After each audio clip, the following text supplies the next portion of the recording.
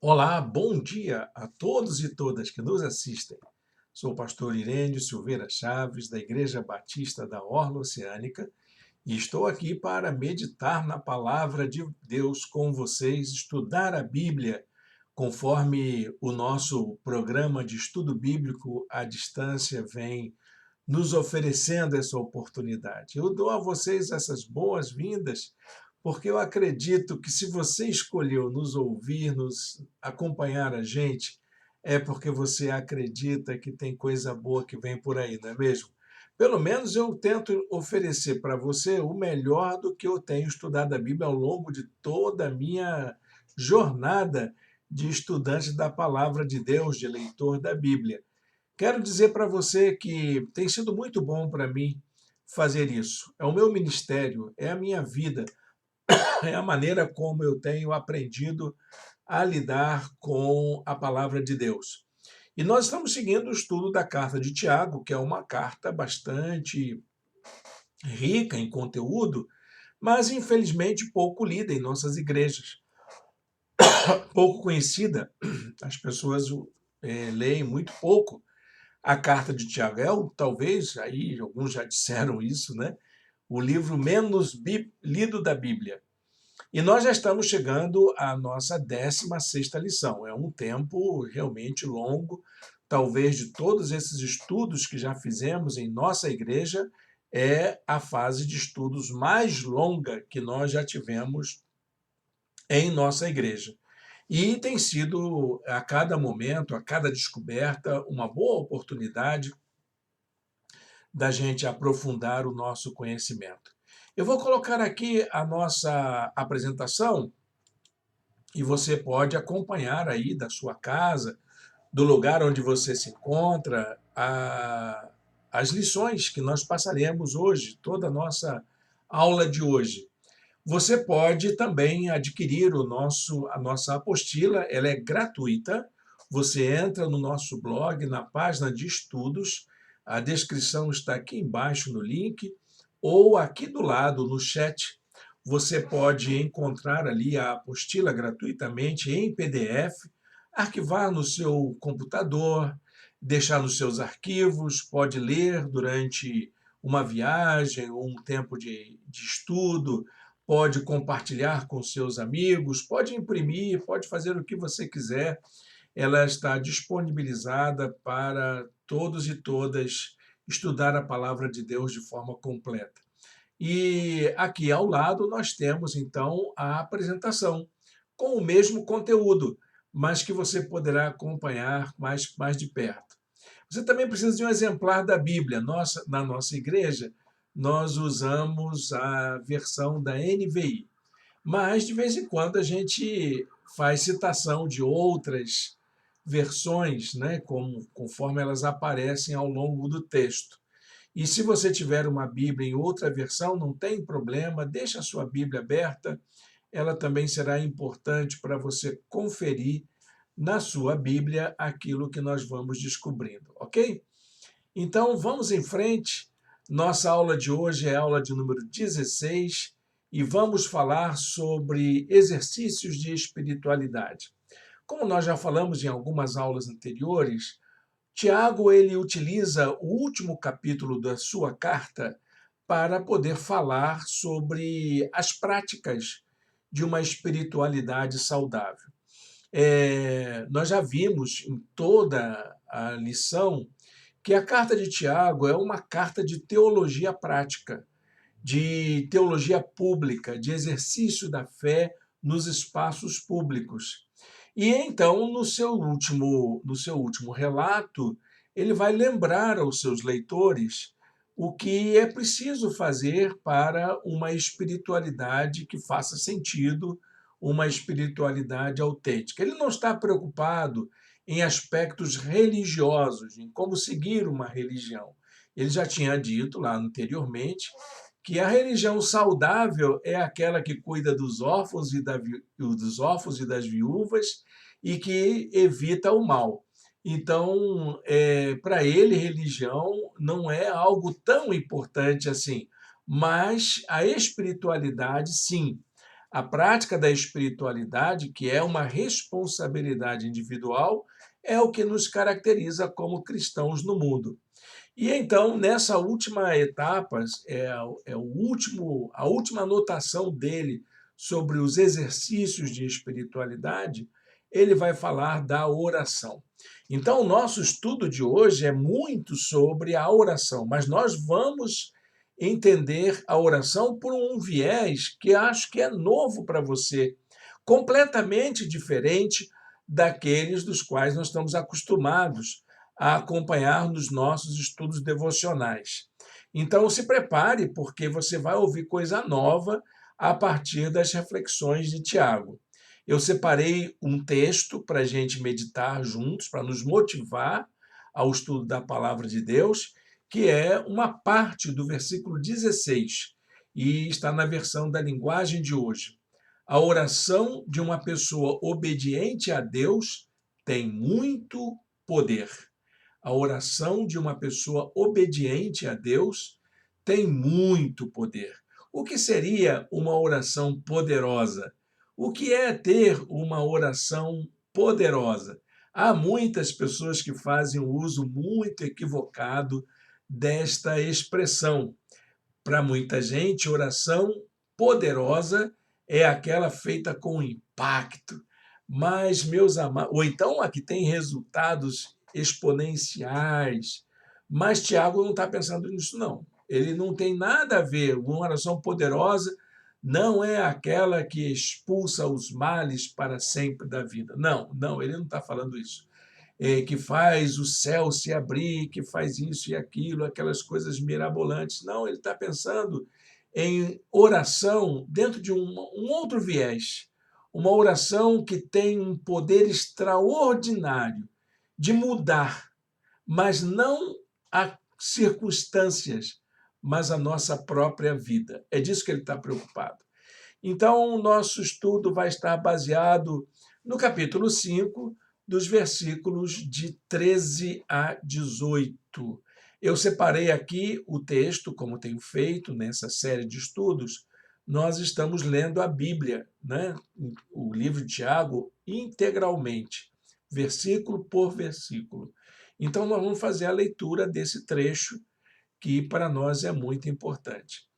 Diz assim a palavra de Deus: Entre vocês há alguém que está sofrendo, que ele ore. Não é que alguém ore por ele, é que ele ore. Há alguém que se sente feliz, que ele cante louvores. Entre vocês há alguém que está doente, que ele mande chamar os presbíteros da igreja, para que estes orem sobre ele e o unjam com óleo em nome do Senhor. E a oração feita com fé curará o doente. O Senhor o levantará, e se houver cometido pecados, ele será perdoado.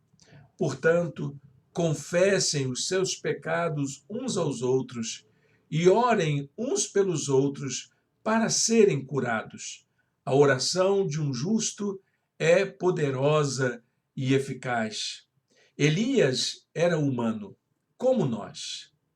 Ele orou fervorosamente para que não chovesse, e não choveu sobre a terra durante 3 anos e meio.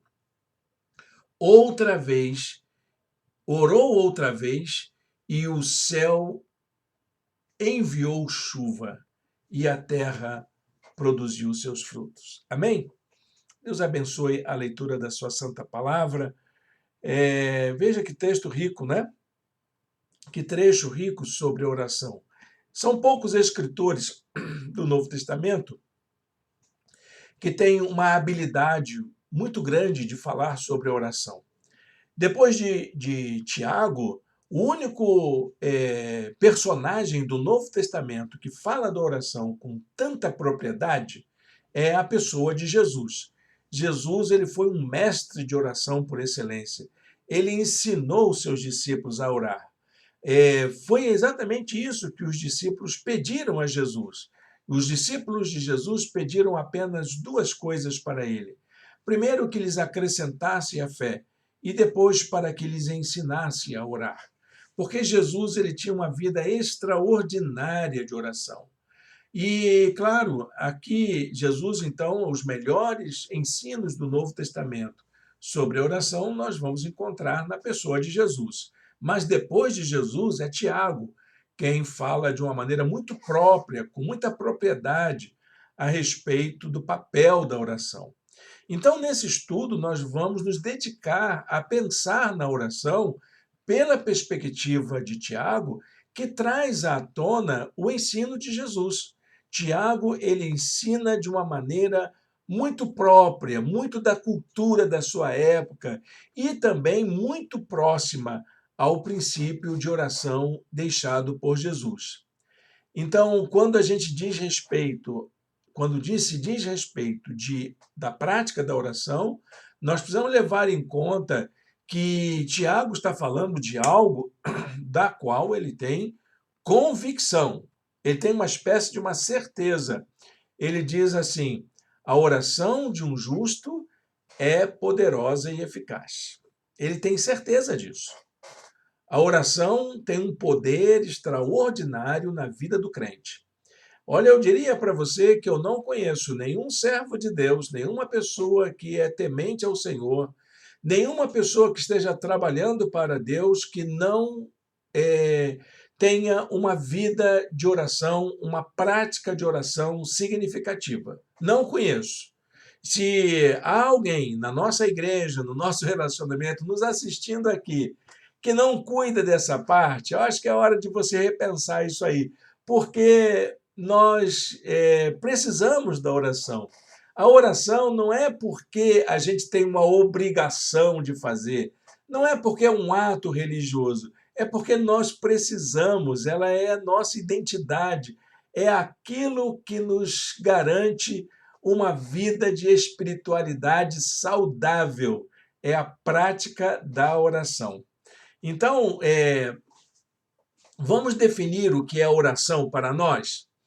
A oração é um exercício de espiritualidade universal. Todos os povos, todas as culturas, e eu diria mais, todas as religiões praticam a oração. A oração é comum a todas as religiões, a todas as civilizações, a todas as culturas. E quando a gente reduz essa perspectiva da oração para a experiência cristã, a gente tem a percepção de que todos os cristãos do mundo inteiro fazem isso em comum. Todos os cristãos. Eu me lembro que quando visitei a cidade de Havana, a gente precisava ir a um seminário teológico. E foi muito interessante porque a gente olhava, não parecia nada com um espaço religioso de ensino teológico. Mas quando a gente começou a chegar no salão, nós escutamos pessoas orando em espanhol.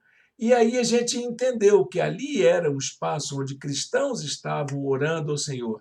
Eu percebi logo, apesar de ser uma outra língua, apesar de estar numa experiência diferente, culturalmente diferente, mas quando os irmãos e irmãs se reuniram para orar, nós nos sentimos em casa, acolhidos. Isso é muito importante para a nossa experiência. Essa experiência une os cristãos de todo o planeta. Há uma versão mais antiga desse versículo que é talvez mais conhecida pelos irmãos e irmãs com mais experiência em Cristo. Ela diz que a oração de um justo pode muito em seus efeitos.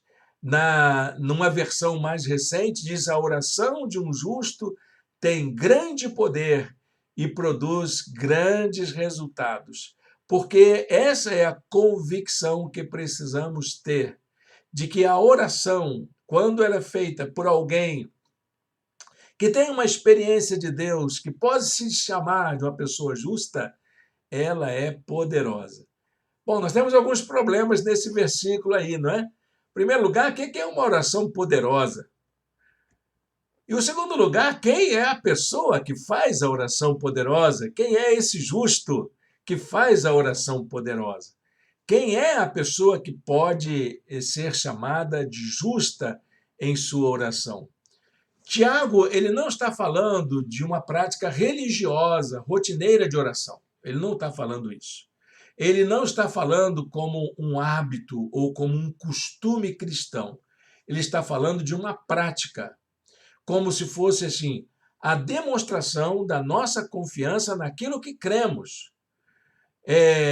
Cremos no cuidado divino, então a oração é a maneira da gente demonstrar isso. Não é uma prática rotineira, não é? Como fez um menino que estava querendo aprender a orar, e então ele fez um curso de oração, e quando terminou o curso de oração na igreja dele, ele chegou em casa e escreveu uma belíssima oração.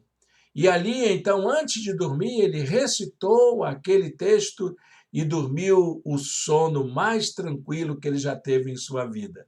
No dia seguinte, ele voltou às suas atividades e, quando entrou no quarto, ele viu a oração que ele tinha escrito ali em cima da mesinha, ao lado da sua cama.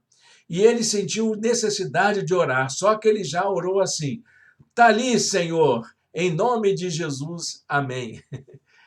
Muita gente acha que a oração ela tem que ser aquelas repetições, naquele gesto, naquele formato, como se fosse uma prática religiosa. Aproximamos muito a oração da reza, da ladainha, das exposições gravadas, programadas, não é? Um amigo meu fez uma coletânea belíssima de orações, das mais belas orações já praticadas no mundo, já ditas no mundo, em toda a história do cristianismo.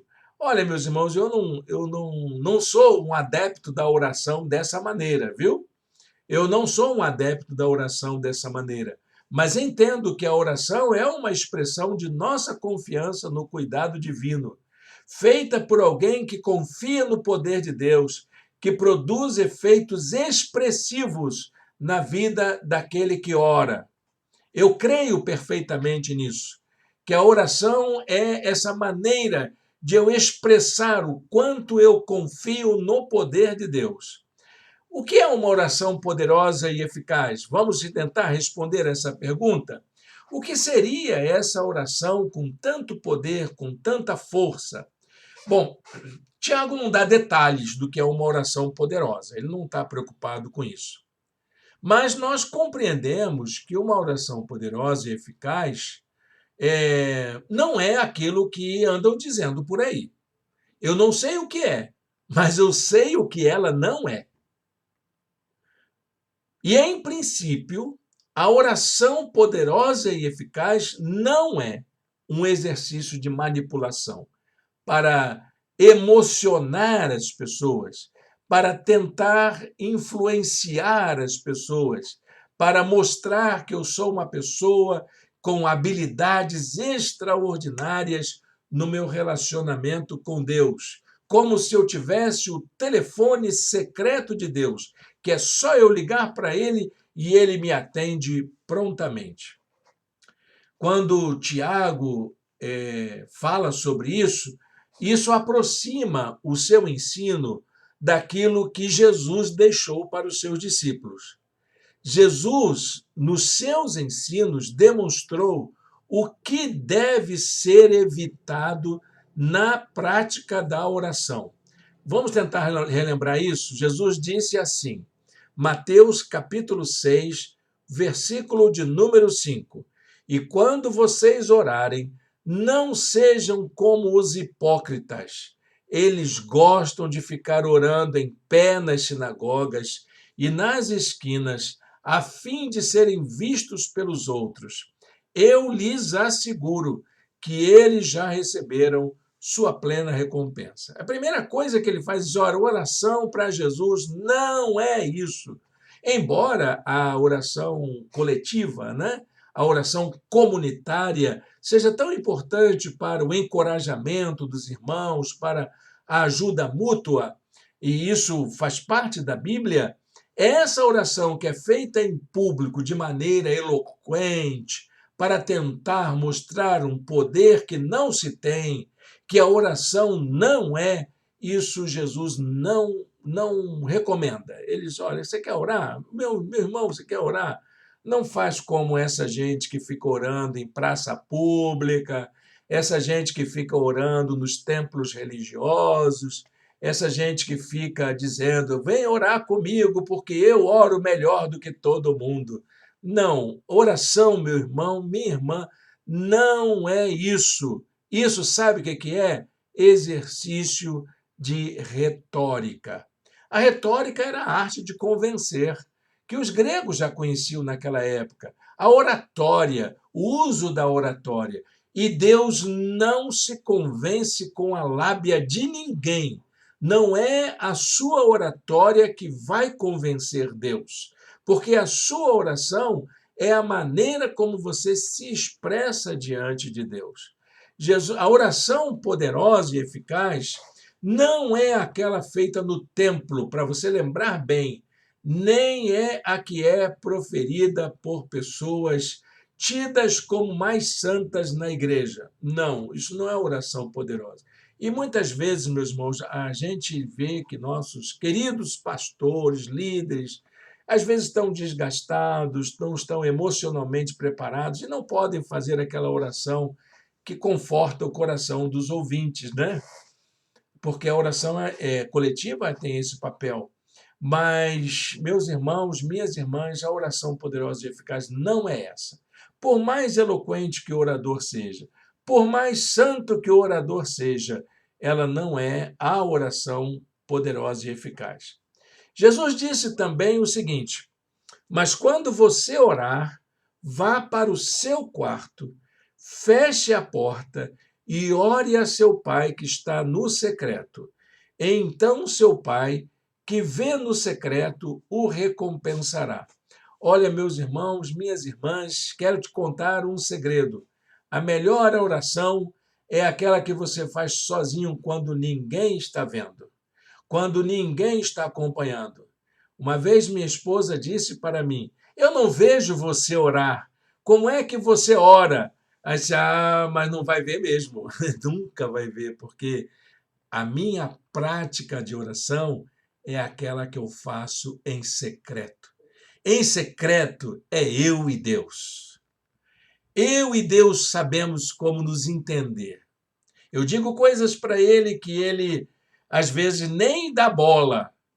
E às vezes ele diz coisa para mim que eu fico matutando horas, momentos a fio, pensando no que Deus pode fazer comigo. É a oração do face a face com Deus. Era grande intriga dos hebreus quando Moisés entrava na tenda da revelação. Quando Moisés entrava na tenda da revelação, o povo ficava olhando, vai acontecer alguma coisa extraordinária, e ficava esperando. Mas ali o que acontecia? Era só Moisés e Deus. E a palavra de Deus diz que Deus conhecia Moisés face a face, e ele era o único que era capaz de estar diante de Deus face a face. Essa é a oração. Portanto, meu irmão, minha irmã, a oração poderosa e eficaz não é aquela feita sob encomenda. Ora por mim, meu irmão. Coloca na minha lista de oração. Não depende do tom da voz, não acontece em lugares específicos, não está condicionada ao grau de desejo, não se resume a um pensamento positivo. É aquela condição de você estar a sós com Deus. Deus te vendo como você é e você vendo Deus como Ele é. Essa é a oração poderosa e eficaz. Mas Jesus disse ainda o seguinte: e quando orarem, não fiquem sempre repetindo a mesma coisa, como fazem os pagãos. Eles pensam que por muito falarem, serão ouvidos. Tem gente que acha que tem que orar, orar, orar, pedir a mesma coisa, como se Deus fosse uma pessoa que vai atender como um pai atende um filho mal criado, um filho pirracento. Não, Deus não é isso. Deus não nos trata como filhos pirracentos. Ele conhece a nossa necessidade. Olha, meu irmão, minha irmã, eu posso até que Deus pode atender sim. Eu não posso dizer isso de Deus, porque Deus faz aquilo que Ele quer, não é mesmo? Mas eu digo para você que se Deus atender essas pirracinhas de você ficar repetindo a mesma coisa para Deus o tempo todo, você pode dar um azar tremendo de Ele te dar, de Ele te atender. Porque, na verdade, Ele só vai atender aquilo que for bom para você. E muitas vezes nós pedimos coisas para Deus que não fazem menor sentido para a nossa vida, que serão verdadeiras maldições para nós. E Deus, por misericórdia e graça, não nos atende, porque Ele sempre tem algo melhor para nós. Então, meus irmãos, minhas irmãs, a oração poderosa e eficaz não depende do emprego de determinadas palavras, nem de fórmulas previamente elaboradas. A oração poderosa e eficaz é sincera, espontânea e confiante no que Deus pode fazer. Não há nada que possamos fazer para que Deus faça mais ou menos por nós. Uma vez um irmão disse assim para mim: a oração é o que move o braço de Deus. Mentira! Deus não depende da sua oração para mover. Sabe o que move o coração de Deus, o braço de Deus, o ouvido de Deus por você? É o amor que Ele tem por você. E não é pelo muito falar e nem pelo jeito de falar que você vai fazer com que Deus haja.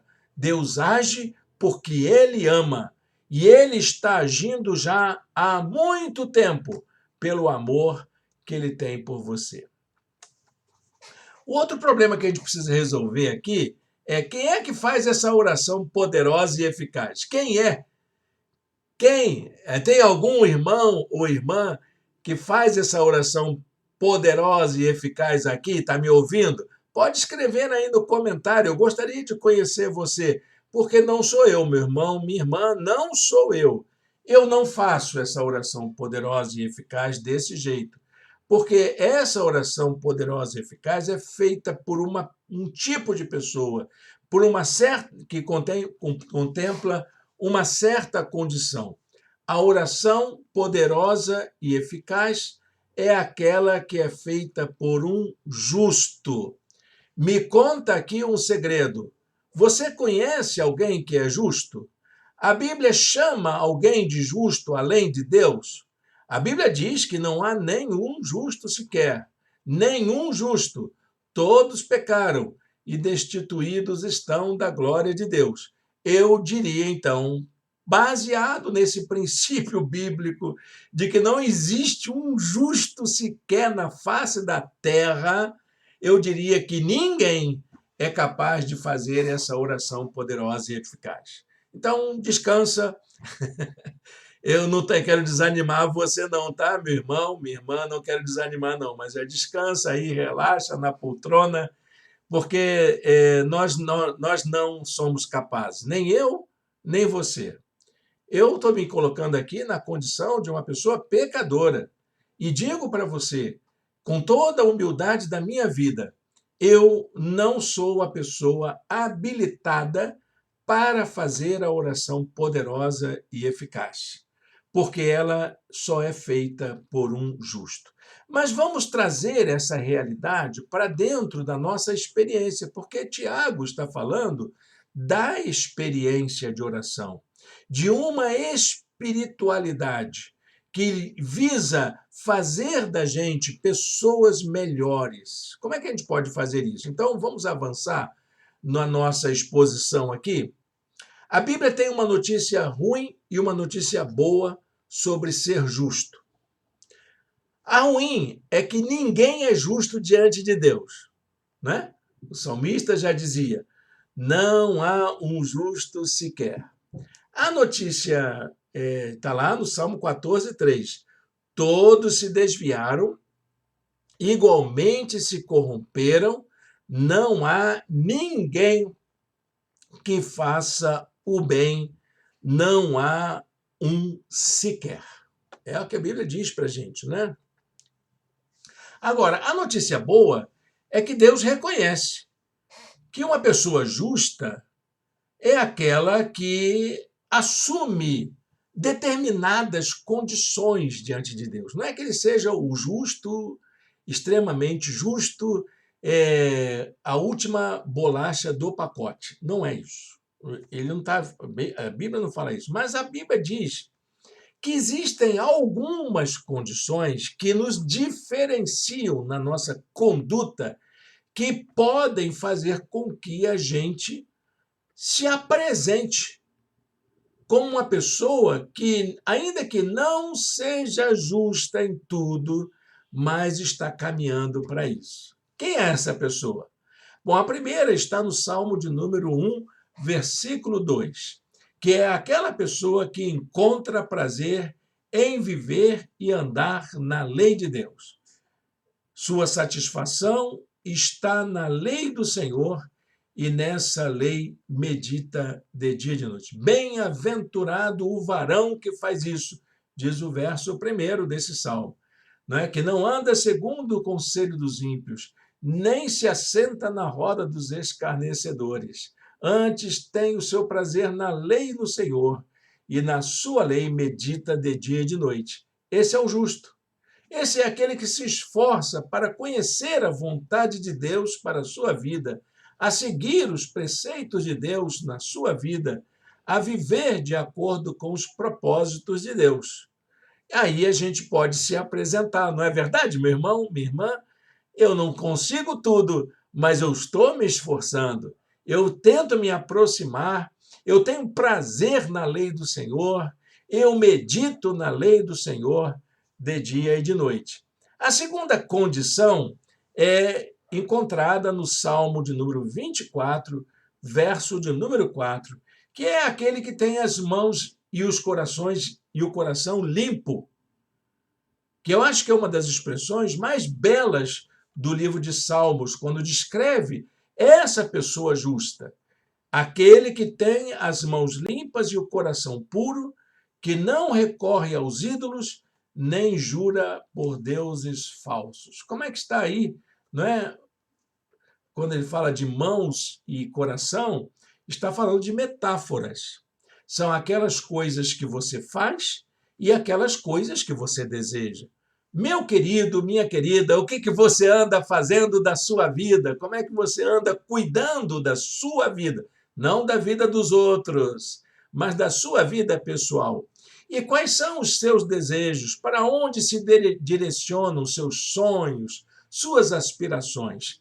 São essas pessoas que direcionam as suas ações para o cuidado de si e desejam uma vida correta diante de Deus. Essas pessoas podem ser consideradas justas de acordo com a palavra de Deus.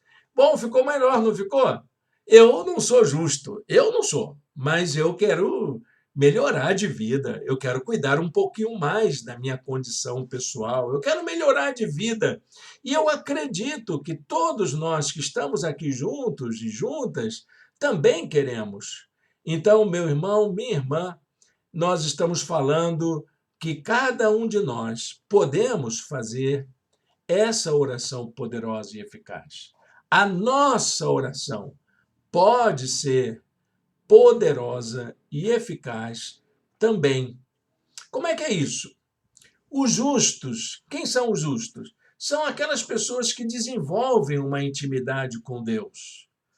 São pessoas que são capazes de sentir a presença de Deus em sua vida, de que são capazes de orientar a sua conduta a partir de propósitos divinos, fazer escolhas que dignifiquem a vida sua e das pessoas com quem ele ama.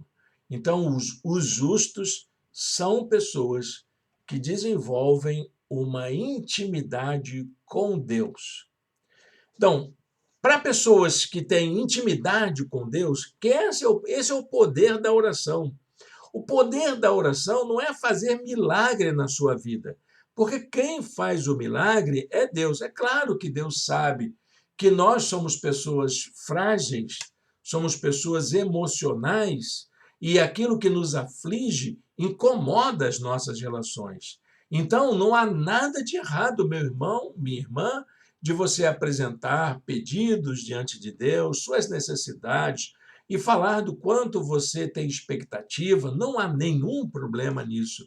Mas a finalidade da oração é nos tornar mais íntimos de Deus. O apóstolo Paulo tem uma expressão muito interessante quando fala que Deus é o Deus do querer e do efetuar.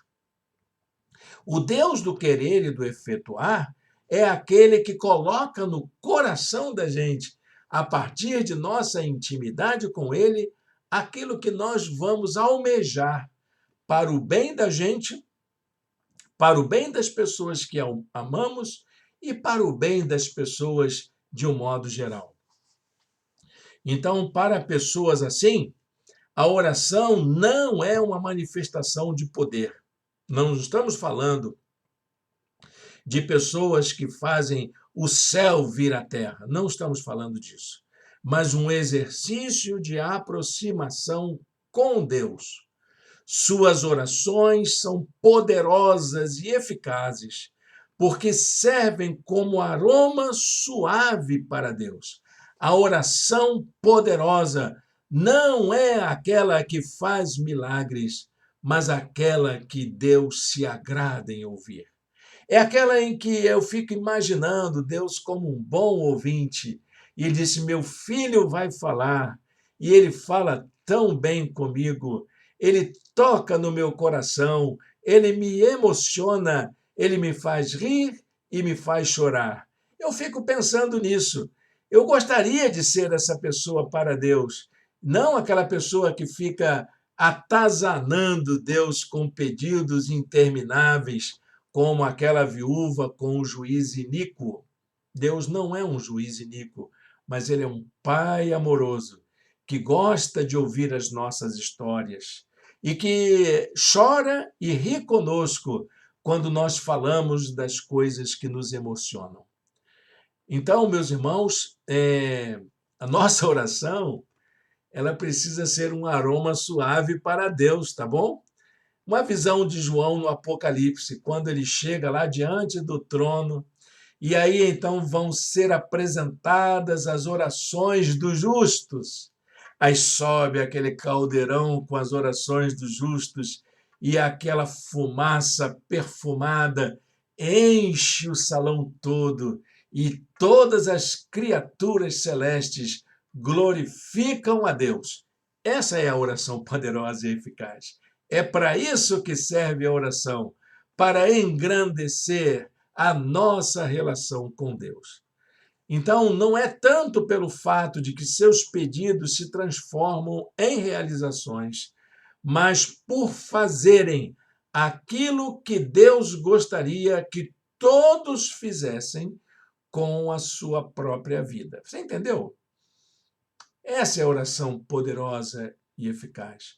A oração poderosa e eficaz não é aquela que tenta mover o braço de Deus, mas aquela que tenta mover o meu coração na direção de Deus. Você entendeu? É isso que é oração poderosa e eficaz. Então, o exemplo que Tiago utiliza sobre a pessoa que é capaz de fazer essa oração poderosa e eficaz é a figura do profeta Elias. O profeta Elias teve um papel extraordinário. É claro que ali Tiago ele mostra uma realização, que é exatamente essa perspectiva. Parece que o mundo para que o profeta ore, para que o profeta se relacione com Deus. Parece que as coisas estacionam porque o profeta vai orar, porque o homem de Deus vai orar, porque o justo vai orar.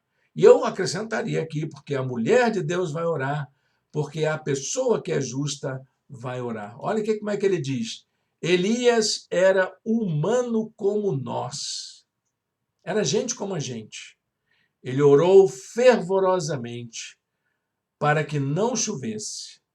e não choveu sobre a terra durante 3 anos e meio. Orou outra vez, e o céu enviou chuva, e a terra produziu seus frutos. A oração poderosa e eficaz é aquela que afeta a nossa vida inteira. Entendeu, meu irmão? Entendeu, minha irmã? Para a gente encerrar a nossa meditação desta manhã e a gente guardar essas lições no nosso coração, vamos àquele momento do aprender a viver. Como que a gente coloca essas lições em prática na nossa vida?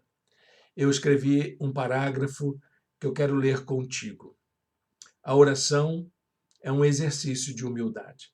Essa é uma das frases que eu ouvi na minha vida que mais me impressionou. A oração não é exercício de poder, viu? Não é para mostrar que você é o tal ou a tal. Não é porque você tem essas coisas extraordinárias de mover o sobrenatural. Não, a oração não é para isso.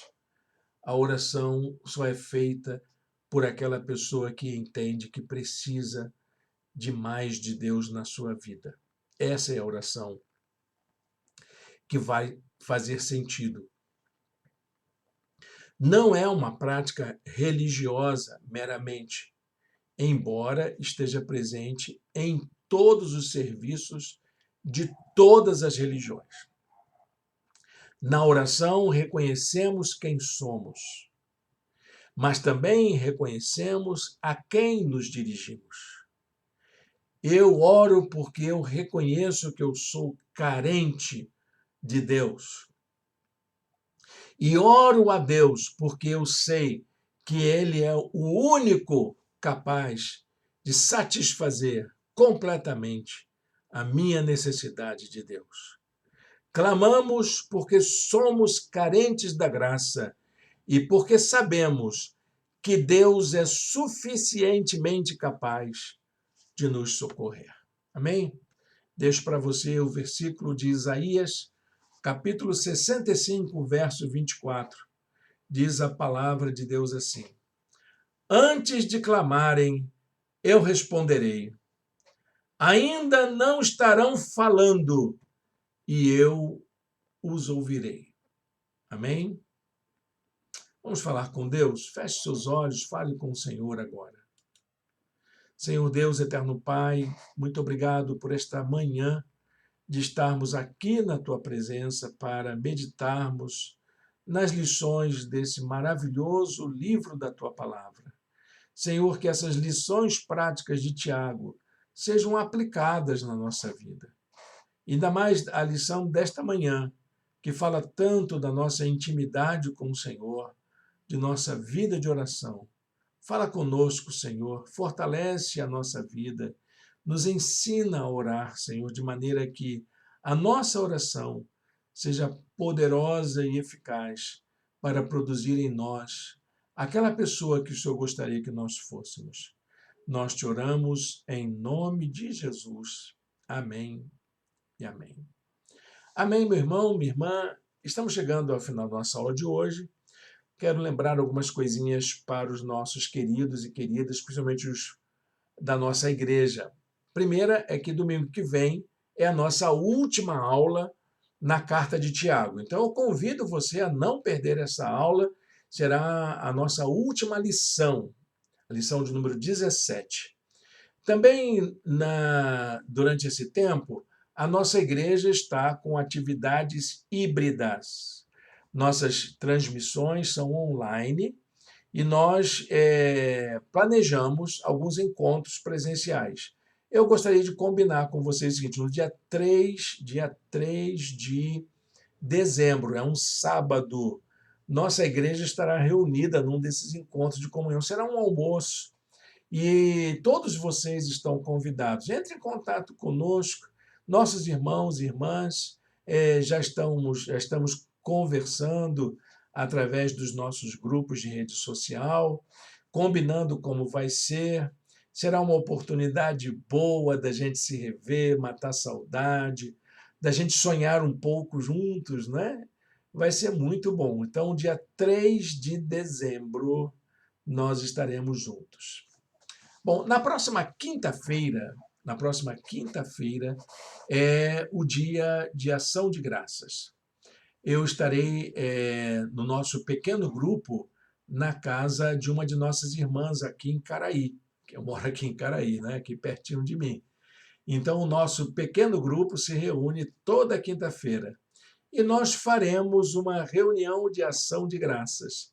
E vou deixar uma mensagem gravada na quinta-feira de ação de graças que nós vamos ouvir no nosso pequeno grupo. Se você, com a sua família, gostaria de fazer uma reunião amistosa na sua casa de ação de graças, eu convido você a ouvir essa mensagem. Ela ficará ali, não será uma reunião longa, como nós fizemos em outros anos. Se pudéssemos estar presencialmente, faríamos presencialmente, mas será uma mensagem que deixaremos gravada, a mensagem de ação de graças de nossa igreja, que é já uma tradição nesses quase 10 anos de reunião, nós fazemos isso.